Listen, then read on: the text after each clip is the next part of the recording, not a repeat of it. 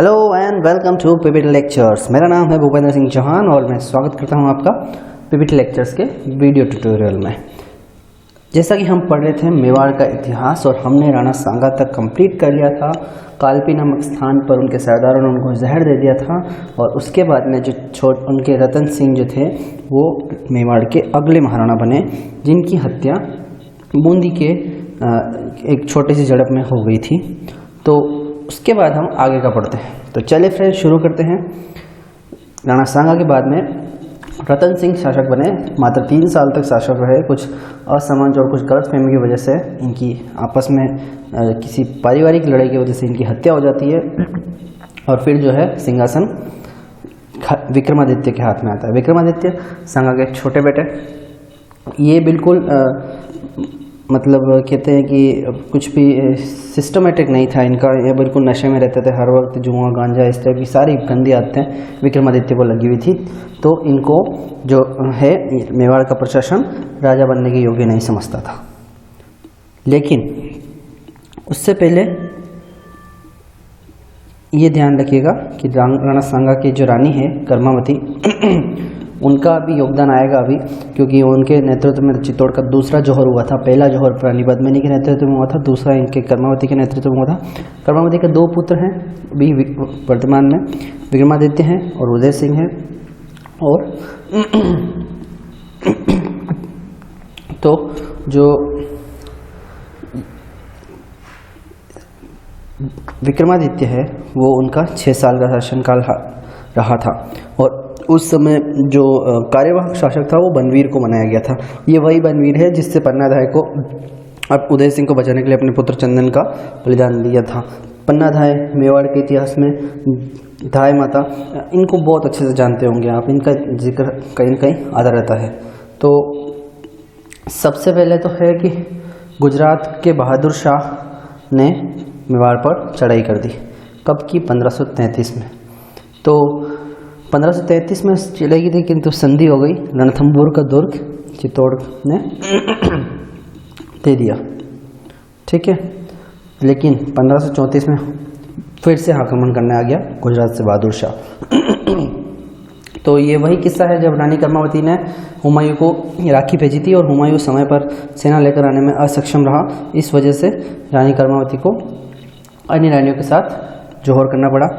बाघ सिंह ने केसरिया की जिम्मेदारी ली और लड़ते हुए वीर गति को प्राप्त हुए और दोनों पुत्रों को, जो दोनों पुत्र थे विक्रमादित्य और उदय सिंह, दोनों को सुरक्षित देवलिया भेज दिया गया।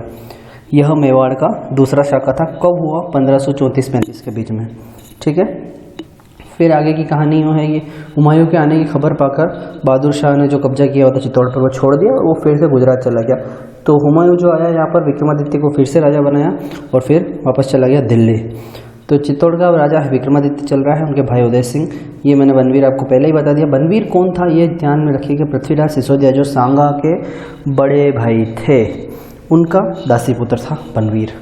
तो जो 1536 में इस बनवीर ने क्या किया, विक्रमादित्य की हत्या कर दी और उदय सिंह को मारने के लिए चला। तो उदय सिंह की मृत्यु तो नहीं हुई, परंतु चंदन का बलिदान जो है पन्नाधाय ने दे दिया।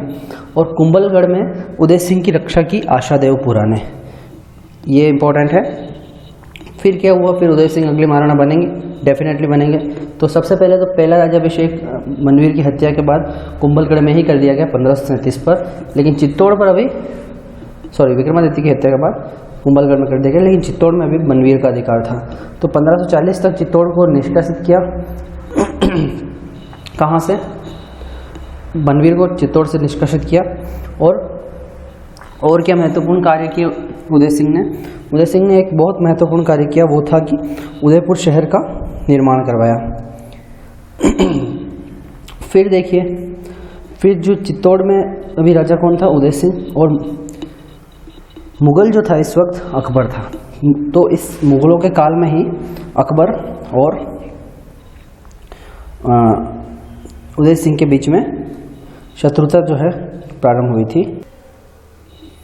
जी हाँ, तो अकबर के और उदय सिंह के समय अकबर और मेवाड़ के बीच में संघर्ष प्रारंभ हुआ था। तो अकबर ने जो है यहाँ पर हमला किया 1567-68 में और यहाँ पर तीसरा शाखा भी मेवाड़ का हो गया। तो इस समय जो उदय सिंह है उनको यहाँ के सभी मंत्रिमंडल ने निर्णय किया कि राज परिवार को सुरक्षित बाहर निकाल दिया जाए ताकि जो है संघर्ष जारी रहे। तो उदय सिंह जो है अपने परिवार सहित गोगुंदा चले गए और यहाँ पर जो सेनापति है जयमल और फत्ता, तो ये लोग लड़ते हुए वीरगति को प्राप्त हुए। अकबर ने बहुत लंबे समय तक डेरा डाले रखा और कहते हैं कि अकबर की सेना जो नुकसान करती थी दिन में, रात को उसका निर्माण कार्य जयमल जो है वापस कर देता था। तो एक दिन अकबर ने अपनी संग्राम नामक बंदूक से जयमल को घायल कर दिया। बहुत दूर से पहचान लिया उन्होंने कि ये इनके नेतृत्व करता है और शायद उनके फ्रैक्चर कर दिया, टांग पर गोली मार दी उन्होंने। तो उसके बाद में जो है यहाँ का केसरिया हुआ और जो भतीजे हैं वीर कल्ला जी, उनके कंधे पर जयमल बैठे थे और इसीलिए जो कल्ला जी है इनको शेषनाग का अवतार माना गया है। और ये इनके पराक्रम के बारे में इतना बताया जाता है कि इनकी गर्दन कट गई फिर भी ये सेना के आर पार तक युद्ध करते हुए गए और इसीलिए मेवाड़ में कल्ला जी राठौड़ को लोक देवता के रूप में भी पूजा जाता है। तो ये इंपॉर्टेंट बातें थी और ये मेवाड़ का तीसरा व अंतिम शाखा था। ठीक है, फिर उदय सिंह के पुत्र, उदय सिंह के 3 पुत्र थे, तो वो पढ़ेंगे अपन। लेकिन अभी जो है इसकी शाखा की बात कर रहे हैं। तो जयमल और फत्ता की वीरता से प्रभावित होकर गज्जारोड़ और पाषाण की जो मूर्तियां हैं आगरा के किले के बाहर लगवाई किसने? अकबर ने। ठीक है, फिर वीर कल्ला जी ने जयमल को कंधे पर बैठाकर, ये मैंने अभी बता ही दिया आपको। और मेवाड़ के शासक राय सिंह, बीकानेर के शासक राय सिंह ने भी जूनागढ़ प्रवेश द्वार पर जयमल और फत्ता की पत्थर की गज्जारोड़ मूर्तियां लगवाई है। और गोगुंदा में 28 फरवरी 1572 को होली के दिन उदय सिंह का देहांत हो गया था। अब उदय सिंह के बारे में जान लेते थे, इनके कौन कौन पुत्र थे और इनके बाद में जो राजनीति का संघर्ष था वो किस प्रकार रहा। उदय सिंह की देखिए 3 रानियां थी। सज्जाबाई, उनसे जो पुत्र था शक्ति सिंह, धीरबाई का पुत्र था जगमाल और जयवंताबाई का पुत्र थे महाराणा प्रताप। जयवंताबाई जो थी जालोर के चौहानों की पुत्री थी। अखेरा सोनग्रा इनके पिताजी थे, देवड़ा। और महाराणा प्रताप, ठीक है, महाराणा प्रताप का समर्थन कृष्णदास चुंडावत करते थे, ये मेवाड़ के सरदार थे एक। तो धीरबाई के प्रभाव में जो उदय सिंह था उन्होंने जगमाल को उत्तराधिकारी घोषित कर दिया। हालांकि बड़े प्रताप थे तो लेकिन उत्तराधिकारी घोषित कर दिया। तो कृष्णदास चुंडावत के नेतृत्व में महाराणा प्रताप को ही अगला महाराणा घोषित किया गया। तो उसे नाराज होकर शक्ति सिंह और जगमाल जो है अकबर के पास चले गए। ठीक है, तो वो आगे फिर से आएंगे कहानी में, लेकिन अब फिलहाल शुरू करते हैं महाराणा प्रताप, मेवाड़ के वो शासक जिसका उदाहरण पूरे हिंदुस्तान में वीरता और शौर्य के लिए दिया जाता है। तो इनका जन्म जो है 1540 को नैणसी के अनुसार 9 मई और टोड के अनुसार 1549 को हुआ था। तो कहाँ पर जन्म हुआ था? कुंभलगढ़ में। और इनकी जो उपाधियाँ हैं, मेवाड़ केसरी, हल्दीघाटी का शेर, कीका, वीर शिरोमणि और भी कई उपाधियाँ हैं। वीरता का पर्याय है महाराणा प्रताप। महाराणा प्रताप के जीवन काल में अनेक घटनाएं हुई, लेकिन ये एकमात्र एक शासक थे जिन्होंने अकबर को आंख से आंख मिलाकर टक्कर दी। पीथल पृथ्वीराज को कहा जाता है, पृथ्वीराज चौहान को, और पोथल जो है राणा प्रताप का साहित्यिक नाम है, पीथल पोथल। पल्ली अजमादेव पंवार को कहा जाता है। राजमहलों की क्रांति, जगमाल को गद्दी से हटाकर मेवाड़ का राज सिंहासन पाने के लिए राजमहलों की क्रांति हुई थी। और इनका प्रिय हाथी जो है वो कौन था? राम प्रसाद था, जिसको हल्दीघाटी के युद्ध के बाद अकबर ने नाम चेंज किया उसका और पीर प्रसाद रख दिया। घोड़ा चेटक, कोई इसको ना जानता हो, ऐसा हो ना सकता है, ऐसा तो नहीं है। राज्याभिषेक का राणा प्रताप का भी 2 बार हुआ, प्रथम गोगुंदा में, विधिवत कुंभलगढ़ में। और इन्होंने कहा था कि जब राज्याभिषेक के समय कि जब तक चित्तौड़ को मुगलों से नहीं छीन लूँगा तब तक थाली में भोजन नहीं करूँगा और बिस्तर पर शयन नहीं करूँगा। तो अब समझते हैं क्या हुआ था उस समय। महाराणा प्रताप ने जो है अकबर की अधीनता स्वीकार करने से स्पष्ट रूप से मना कर दिया। तो अकबर ने जो है 4 शिष्ट मंडल भेजे उनको समझाने के लिए। जमा भट्टो, याद रखिएगा, जमा भट्टो। जलाल खान आया था 1572 में, मान सिंह आया था 1573 में, भगवंत दास आया था 1573 में, 1573 में ही टोडरमल भी आया था। इन चारों के समझाने के बाद भी जब महाराणा प्रताप नहीं माने, उल्टा मान सिंह की तो इंसल्ट कर दी उन्होंने, तो उसके बाद में युद्ध होना तय था।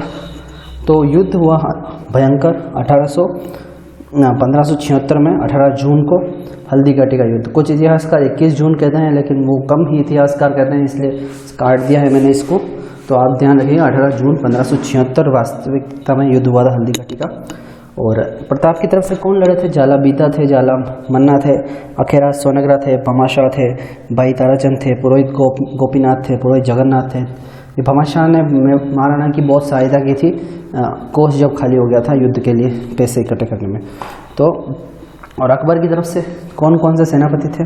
इनके नाम वैसे अभी तक नहीं पूछे गए, लेकिन पूछे जा सकते हैं। तो मान सिंह तो थे ही, इनका तो ध्यान ही होता है सबको। तो अकबर के किले में इसकी योजना बनी थी और मान सिंह थे, मैत्र खान थे, आसफ खान था, सैयद हासिम था, सैयद राजू था, बहलोल खान था, माधो सिंह कछवाहा था, ये लोग थे। श्यामल दास व मुनोद नैन्सी के अनुसार मेवाड़ व मुगलों की सेना का अनुपात जो है 1:4 रहा है। एक पर 4 मुस्लिम सैनिक, इतना था मेवाड़ वर्सेस मुगल्स। तो इस युद्ध को हाथियों का युद्ध भी कहा जाता है। मान सिंह प्रताप के वार से बच गया। इस युद्ध के बारे में कुछ महत्वपूर्ण बातें लिखी हुई है। मान सिंह तो बच गया वार से, और बहलोल खान घोड़े समेत कट गया, और जो चेतक है वो घायल हो गया। और भी बहुत ही अच्छे से इसको आगे पढ़ेंगे। हल्दीघाटी का युद्ध राजस्थान मेवाड़ के इतिहास में बहुत ही सम्मान से इसको याद किया जाता है। यह एक अनिर्णायक युद्ध था राणा प्रताप और अकबर के बीच में।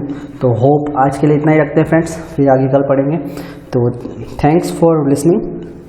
चैनल को लाइक करें, सब्सक्राइब करें और अपने दोस्तों को शेयर करना ना भूलें। Thank you friends.